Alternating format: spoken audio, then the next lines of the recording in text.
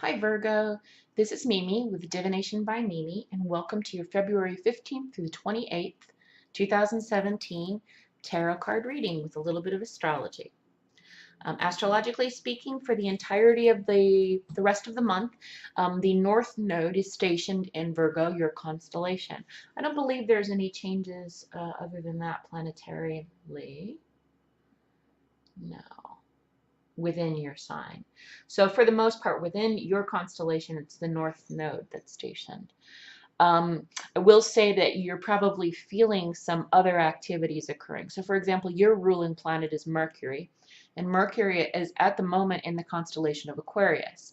Both Aquarius and its ruling planet Uranus are air related, or um, air signs, and also they are airy planets, excuse me, despite the fact that it rules you in Earth sign. They're about intellect, about communication, about analyzation, and that's your mantra, is I analyze. So with Mercury being your ruling planet, the thoughtful, very, very thoughtful part of you is at home in a sign like Aquarius, which is similarly intellectual, logical, about messaging, about communication, about education, and sharing information. Now, you'll also be feeling what everyone else is feeling in Aries at the moment. In Aries, there is Uranus and Mars and Venus. Venus is a pleasant place. Aries is a pleasant place for Venus to be, as they are counterparts of each other.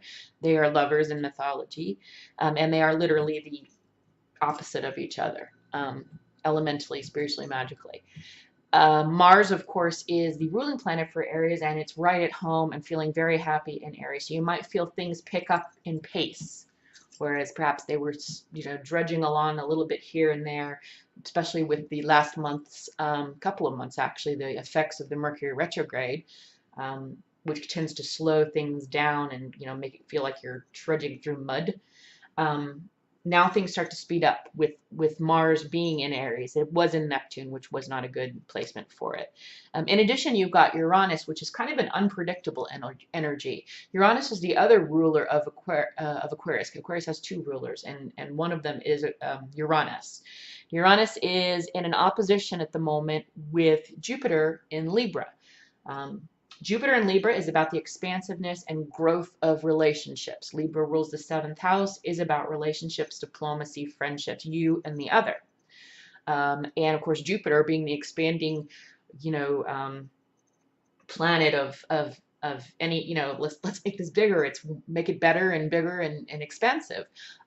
It's happy there, and of course, who doesn't want more good relationships? However, with Uranus in the mix as an opposition, creating that aspect can mean that there could be very quick, unpredictable changes as it relates to that growth. In other words, out of the blue, you might get a proposal, things like that. Or in the opposite direction, someone might break up with you when it's completely unexpected. So that's the energy we're looking at, is fast-moving, unpredictable energy, and because of its placement in relation to Jupiter in Libra, that is fast, unpredictable changes as it relates to relationships in an expansive way. Also in Pisces, we've got Neptune, ruling planet, and we've got Chiron there as well. And the sun is currently moving out of Aquarius and into Pisces. So I would think by the 21st or the 20th, it would be in Pisces at that point. And then you'll start to feel more of that emotional energy that Pisces is. Okay, so that's it for astrology. Let's get into your tarot. Bear with me just a moment. Okay, we are using the traditional Rider-Waite-Smith with the old tartan background, doing a 3-card spread. This 3-card spread is based upon the top portion of the Tree of Life, the supernal triangle, which is, in the Tree of Life, it would be Keter, Chokmah, and Binah. But we are going to use their concepts, which would be superconscious, conscious, and subconscious mind. 1 card for each. We will use the Sacred Rebel Oracle by Lana Fairchild for clarifiers. And if we need it, we've got a couple of different types of rune sets that we can pull clarification from too. So let's shuffle just a couple more times.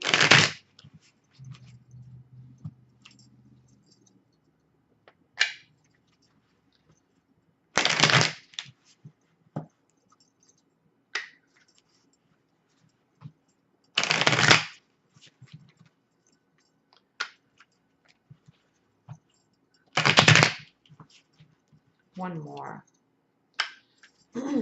So with this energy, just gauge accordingly. The North Node basically is about what we are supposed to be striving for. South Node is what you're coming into this incarnation with. North Node is kind of what we're moving towards. Something about that element that we need to bring into our life so that we can move beyond the lessons of this incarnation. So with the North Node being in Virgo, there is obviously some lesson that we as a collective right now in our growth, whether it's individual or collective, that we need to learn that you have to teach us, Virgo. You being the analyzer, you being the thoughtful person, you're a mutable sign, and you are you're very caring and you're loving. You're very critical because you're constantly analyzing, constantly thinking. Again, that's Mercury being your ruling planet. So the important thing is that you're not too critical on yourself, and in return, when you give yourself that kindness, that you give that same kindness to those around you, those that you love. All right. So let's see what Superconscious wants us to know. The all, the great all, the collective unconscious, all that there is, the unknowable, Keter, God, Source, Spirit, whatever you want to call it. Oh, okay, so you've got the moon in the superconscious. Conscious mind, you've got judgment. Wow, 2 major arcana. Lots happening with you. That makes sense with the North Node being in your sign. And subconscious is the 9 of Cups. So everything's upright. That makes things fairly clear. The moon, this is card number 18 in the major arcana. Getting close to the complete evolution of the Fool in his journey. The moon is about secrets. It's about going deep. When people talk about going into shadow work to learn about those parts of themselves, as I mentioned earlier, there could be a tendency to be critical. You might recognize this. This may be a time that consciousness, that God will or spirit is trying to tell you that you need to tap in and look at yourself holistically. Look at all of your parts. Just as the moon has a dark and a light side, just as there is night and there is day, just as there is a positive and negative charge on a battery, terminals on a battery, everything has its polarity, everything has its opposites. That's one of the Hermetic laws, or principles rather. That said, there is a dark side to you too. There are areas of you that you may not like to look at. As you can see in the picture, you've got the moon, both sides, day and night, 2 towers with looks to be a mountain range in the background, so there is a path forward, but it appears if you look at the crayfish or the lobster that the path forward is moving out of subconscious and bringing things into light that were not there before. So again, if you were to look at something about yourself that you don't like, but you were brave and you did this, which is what Spirit's calling you to do, you would perhaps see things that you don't like. You might see some motivations and reasons why you don't like them. But the important thing that the Spirit is trying to tell you here is that you need to learn to be okay with both sides. Now that's slightly chaotic because you're thinking, you're analyzing, you want to fix everything. I know that's not something that Virgo tends to like. You like to have everything where it's supposed to be. However, it is part of existence. It's part of nature. Scientifically and spiritually, everything has 2 parts. You do too. You've got a good side and a bad side. Everyone does. You've got to get okay with it. But the beginning and the first step to getting okay with this, right, is emerging from that water, bringing those things to light, bringing those things that, gosh, maybe I can be hard on myself. Maybe I can be judgmental. You know, we all do these things. I'm not saying you specifically.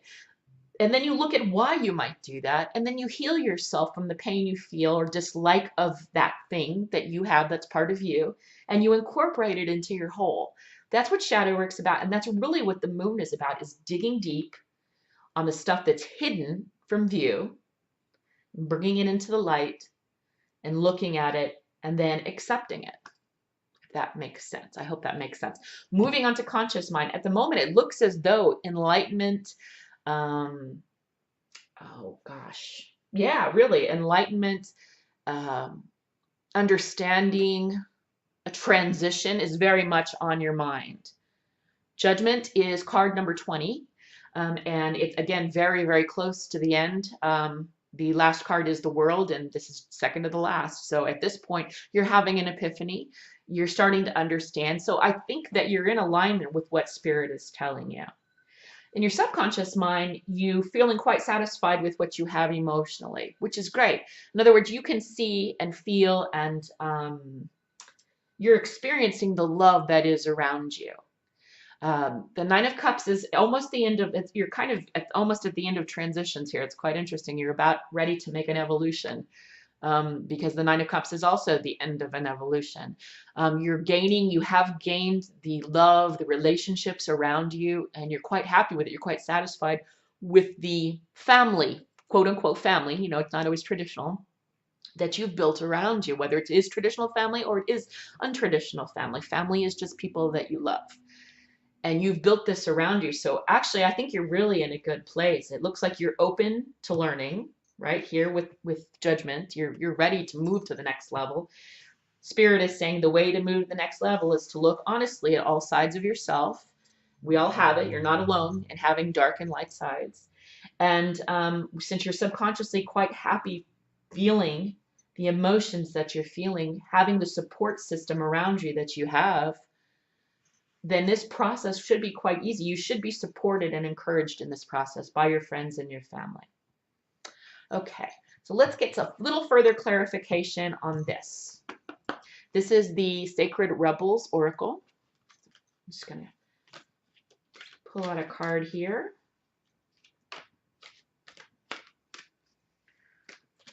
Oh, this one wants to come out. Defend to the end the worthwhile. Let's have a look at this one. Where did I? We'll have a look at it. It's number 23, which many people believe, there we go,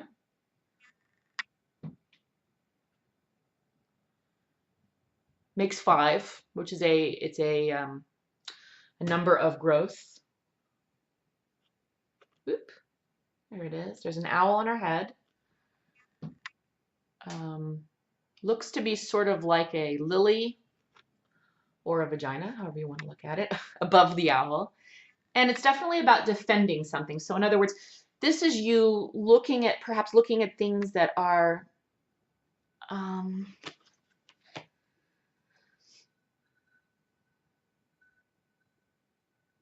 where you're affected, which is what I'm getting here. Where you are affected emotionally, where you are affected and where you have the support and the growth of others, where you have the backing and the encouragement of those around you. Not everyone does. So it's very possible that this card is calling you, with the great backup system that you have, with the resources that you currently have, with you have that love around you. It's asking perhaps that you reach out to someone. This may be part of your connecting with all sides of yourself. This could also be part of repairing that and healing from it. Sometimes when you reach out to someone and you think you're helping them, in fact, you're not helping them, you're helping yourself. So let's get a little bit more clarification on that. I'm not 100% sure that that's lining up with the message of do your shadow work, look at all sides of yourself, go deep, your epiphany that you're having at the moment. So understanding, and being receptive to what Spirit's telling you.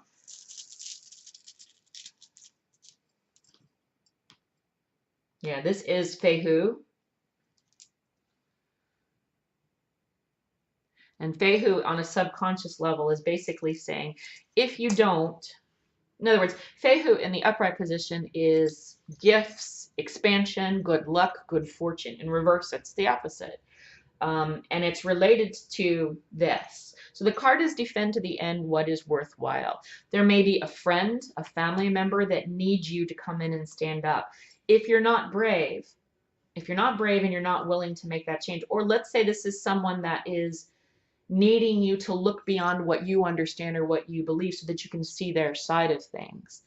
If you don't, this could be something that's a downfall. So what I would urge you to do here, downfall for you, what I would urge you to do here is to, again, take from the encouragement that you're provided by your family and friends, because you're surrounded by love, share that with someone who may not be so understood.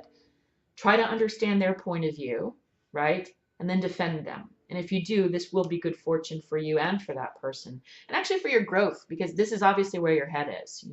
You're definitely ready to make that next step to the next phase. I'm so sorry I've gone on very long on this. So I hope this was of some help to you. If you, again, this is a general reading, Virgo, so if you would like a private reading, by all means, please email me. My email address is in the description box below. And if I do not hear from you, I will look forward to talking to you or seeing you again in March. And thank you so much for watching. Have a good one.